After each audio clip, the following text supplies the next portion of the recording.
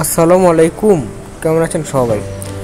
আজকে ভোর ঠিক 5:30টার দিকে হঠাৎ করেই শোর শব্দে ঘুম ভেঙে গেল। গ্লাস দিয়ে দেখি এত ঝড় শুরু হয়েছে, একদম ধুলোয় পুরো আকাশ ছেয়ে গিয়েছে। বৈশাখের আগেই যেন কাল বৈশাখীর একটা আভাস দিচ্ছে। দেখুন কি পরিমাণ ধুলো ময়লা বাহিরে উড়ছে। তবে এত গরমের পর এত সুন্দর বাতাস কিন্তু খুব ভালো লাগছে, কিন্তু জানালা খুলতে পারছি না, গ্লাস জানালা কিচ্ছু খুলতে পারছি না, কারণ প্রচুর ধুলা। সব কিছু লাগিয়ে রাখার পরও পুরো বাড়িঘর ধুলোয় ভরে গিয়েছিল।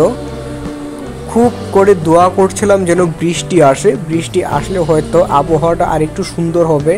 তাছাড়াও বৃষ্টি আমার অনেক পছন্দ, কিন্তু দুঃখের বিষয়ে বৃষ্টি আসেনি, শুধু এরকম বাতাস চলছিল।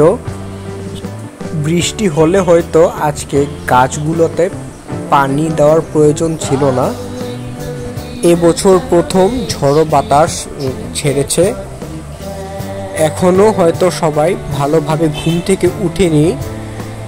যারা এখনও ঘুমাচ্ছে তাদের ঘুমটা অনেক আরও ভালোভাবে তারা ঘুমাতে পারবে।